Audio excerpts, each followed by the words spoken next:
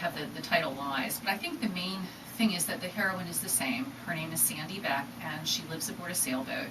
And she has this really unusual job in that she is a personal advocate.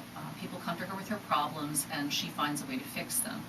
And I think she's such a unique female character, partly because she does live aboard the sailboat, but also because she's got this really analytical mind, and she really enjoys researching things, and she doesn't mind going out on a limb to help people. I don't think she's aware of how self-confident she is, but she's just really self-confident when she handles situations. And at this time in this novel, she's 35? 35, she turns 36 during the course of the novel. And she's heading down the Intercoastal Waterway, which is a trip that we've taken. So it was kind of fun to write about a place, places I've been and things we've done. What do you guys not do? We don't sit around a whole lot. Yeah. Wow. What is your background? I was a teacher, a retired English teacher. Did a lot of writing for fun and for kids when I was teaching. Wrote a number of plays. My husband and I wrote a musical together. But it really wasn't until we retired a few years ago that I thought, I have time. I'm going to do the kind of writing I always wanted to do. Did the musical ever get produced? It was produced as dinner theater. It did pretty well. It was based on O. Henry's short story, what's it called, All Good Gifts? Or A Gift to the Magi, sorry. So we named it All Good Gifts. That's what it was. So I'm always curious to find out, your main character is Sandy Beck. Where did that name pull out of? I really don't know. Okay. It just, sometimes characters kind of name themselves. She kind of named herself, I guess. And in this one, you're dealing with, is it CIA? The CIA is involved.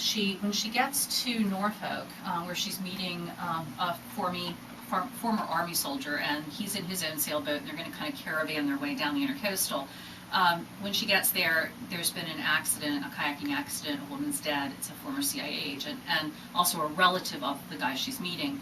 And that's, is that Josh? Yeah, and that's in part of the process of thinking it's an accident, and then she starts to think maybe it isn't.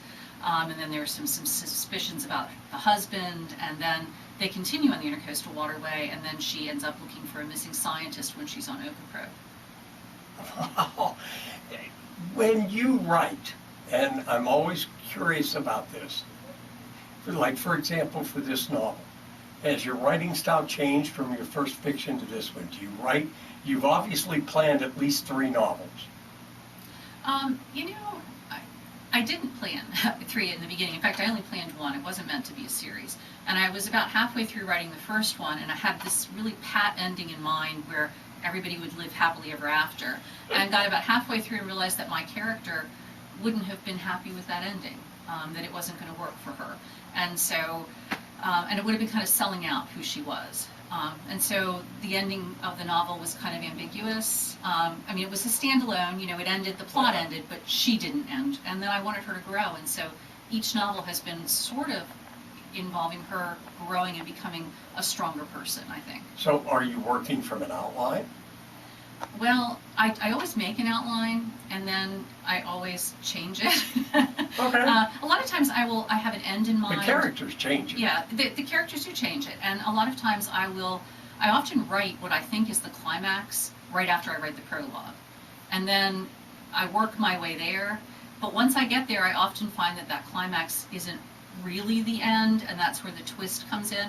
So there have been, in the second novel, I really wasn't sure who committed the murder until I was almost at the end of the book myself. I left so many options open. I've talked to a number of authors, we've interviewed a number of authors who have said they write chapter 1 and the last chapter, and then work in between, and things change and go their own way as the characters. Now, when you get halfway through and your first book, and your main character has changed, is this something you go to your husband and you say, I'm changing this, or did you not tell him?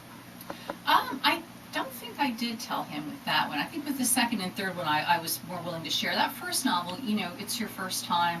You really don't even know what you're doing, or whether what you're doing is going to work or not work. And I just finished it and then sent it off, thinking, well, if nobody likes it, nobody takes it, then I guess I'll start all over.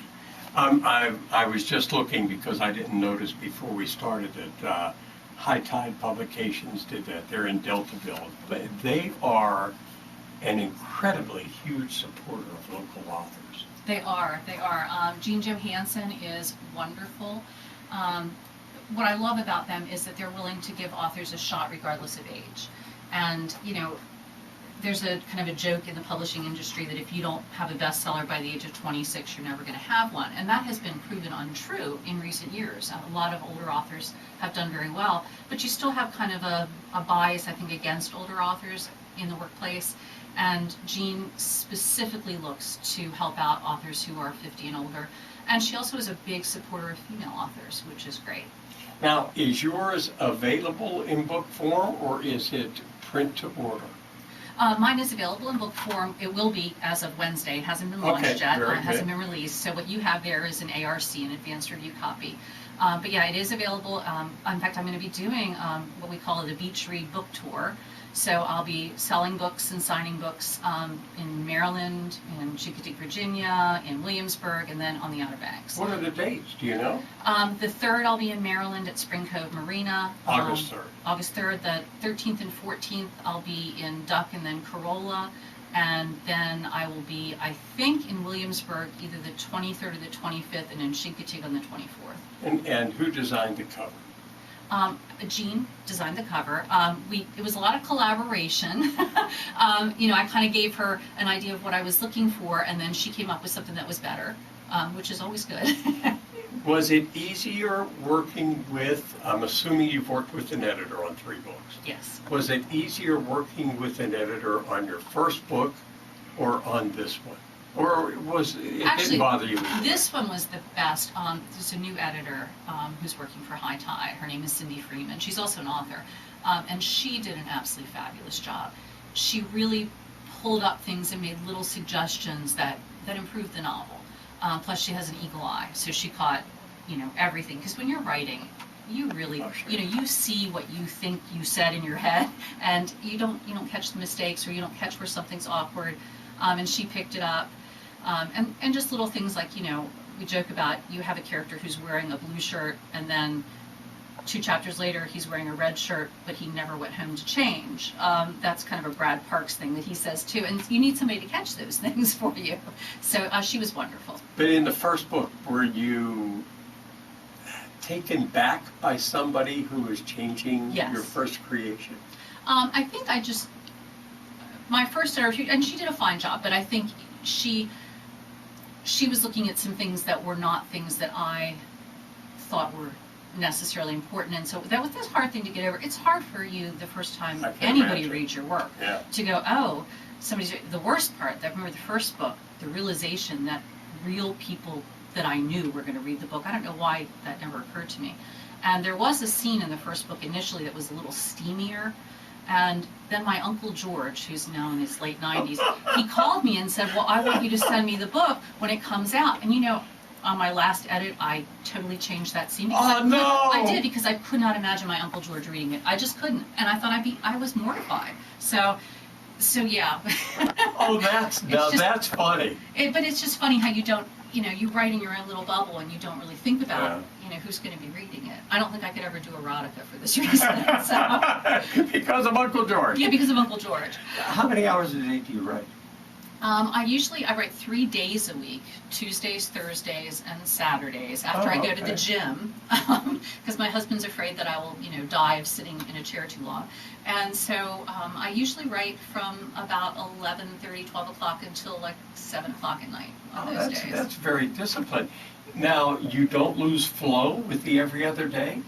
No, I mean a little bit, but part of it is, I write for magazines as well. Right. And so I got that discipline by having, you have 800 words due, you have 1,200 words due, they're due on this date, you have to get it done, you just did the interview.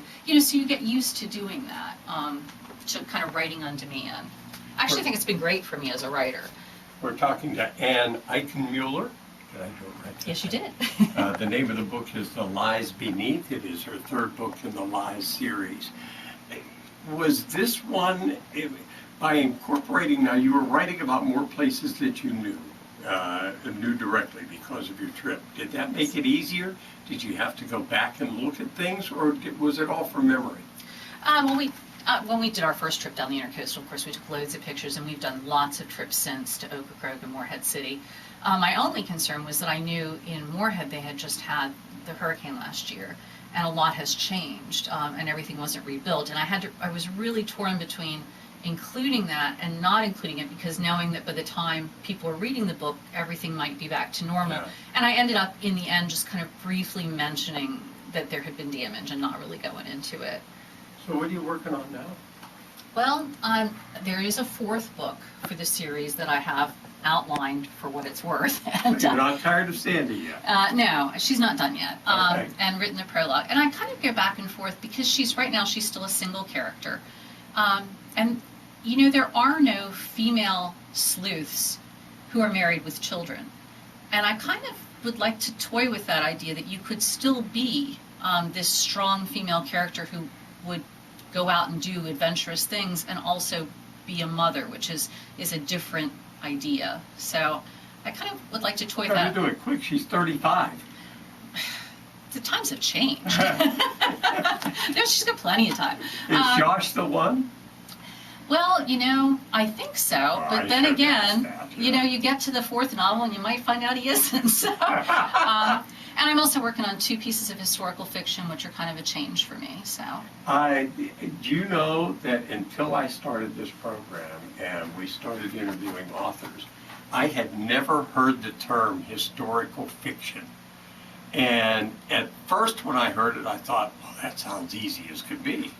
You just take some history and then you make up a story. But you've really got to take, the history has got to fit.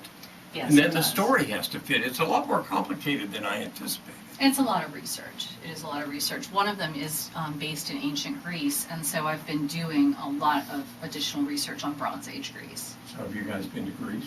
No, I think we might have to do that. A road trip. Yeah, that works, yeah. Listen, Anne Eichenmuller, the name of the book is The Lies Beneath. It's going to be available Wednesday. It is available Wednesday on Amazon, Barnes & Noble, and indie.org, and then it will be available at local booksellers within, you know, a week or 2 of that. I have there's one little quirk in the book that I wanted to ask you about, and why, and whose idea. First 3 words of every chapter are capitalized. That would be my publisher's idea, and I like that. I think it looks It's interesting. cool, and it kind of Yeah. it gives you a little jolt at the beginning of each chapter, and Yeah. it brings you in. And I work really hard at ending each chapter on kind of a, you know, push you forward climactic moment. So hopefully that works as well. Well, listen, thank you. When you guys are done flying, riding motorcycles, cruising, and scuba diving, and you finish your next book, come on back. I would love to. Thank you. Anne Eichenmuller, the name of the book is The Lies Beneath. Good morning, everybody. It is 8:19.